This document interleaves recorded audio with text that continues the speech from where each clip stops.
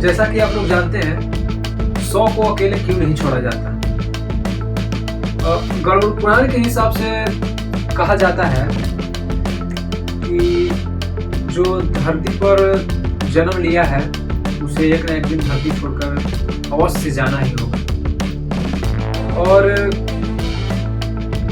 ऐसा भी कहा जाता है कि 100 को अकेले छोड़ना मतलब नकारात्मक शक्ति को बुलाने का एक आदेश होता है। जैसा कि कहा जाता है कि अगर सूर्यास्त के बाद अगर किसी का मृत्यु होता है तो उसके पास सारे लोग बैठते हैं। सूर्यास्त के बाद उसे जलाया नहीं जाता है, यानी उसे दाह संस्कार नहीं किया जाता है।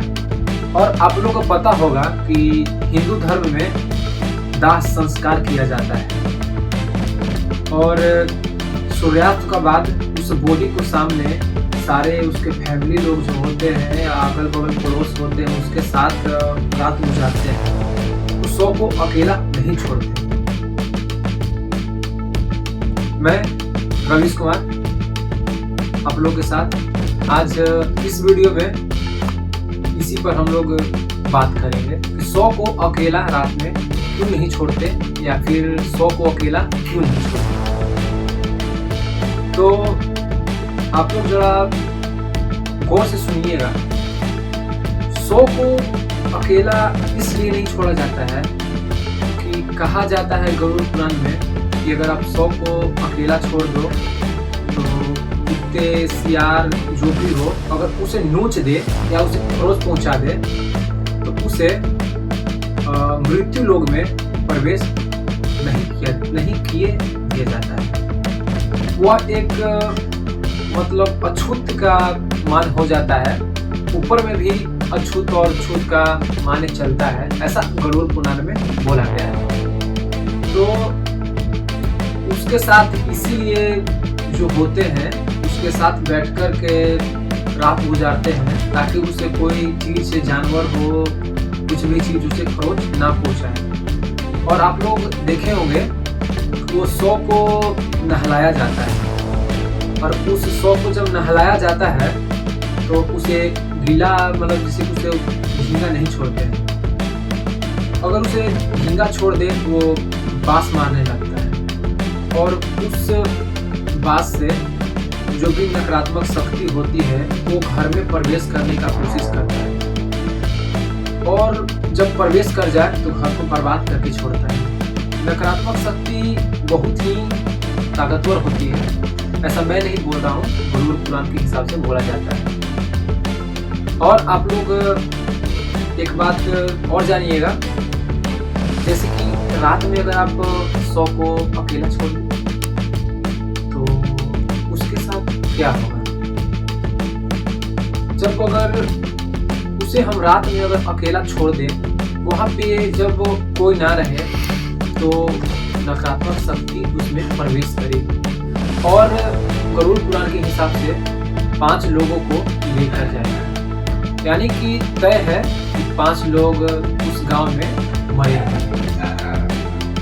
और ये भी कहा जाता है कि सूर्यास्त के बाद उसे जलाया जाता है, उसकी आत्मा को शांति नहीं मिलती, उसे सुबह में जलाया जाता है। और एक बात ये भी कहा गया है कि जो उसका 100 होता है, जो मरा हुआ बॉडी है, उसके फैमिली लोग या उसके नज़दीकी लोग ना मिलने आए तो उस आत्मा को शांति नहीं प्रदान करती।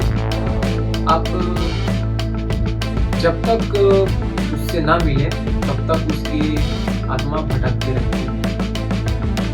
कहा जाता है कि 100 को ज़्यादा रात तक बाहर छोड़ देने से उससे दुर्गंध उठने लगती है और उस दुर्गंध को सूंघ करके जो नकारात्मक ऊर्जा होती है वो उस बॉडी में घुसने का प्रयास करती है और वो सफल हो जाए तो उसका जोखिम उसके परिवार वालों को भी उठाना पड़ेगा, ऐसा बोला जाता है।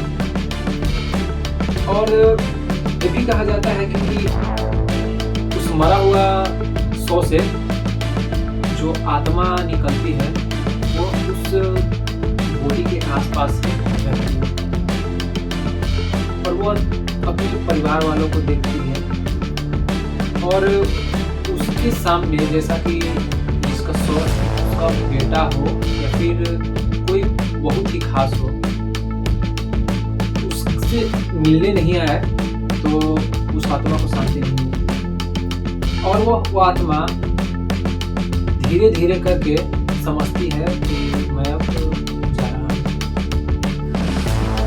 और उस शव को देखे होंगे आप, दाह संस्कार करने जब ले जाया जाता है तब एक कांधे पे बड़ा मटका लेकर उसमें पानी भरकर और हल्का सा छेद करके उसके 5 राउंड लगाते हैं और उस मटके को फोड़ देते हैं और एक मटका साइड में रखा जाता है ताकि उसका आत्मा जो हो कहीं भटके ना, अपने मार्ग पर चले। और ये भी कहा गया है कि जब वह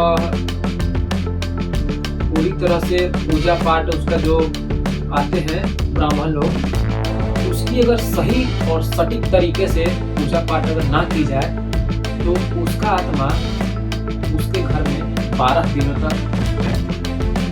और ऐसा भी कहा जाता है कि पूजा करे या ना करे उसके घर में 12 दिन तक, जब तक उसका भोज ना हो, भोज बोले या फिर आप लोग का लैंग्वेज जो हो वो बोल सकते हैं, जब तक उसकी पूरी तरह से सारा चीज ना हो जाए तब तक वो घर में रहती और किसी को नुकसान नहीं पहुंचाती।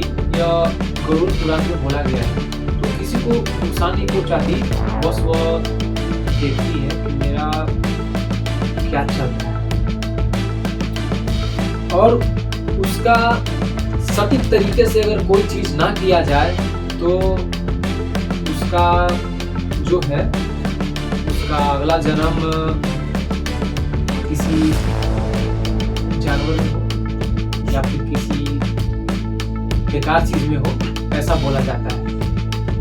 और लास्ट बात मैं ये भी आप लोग से शेयर करना चाहता हूँ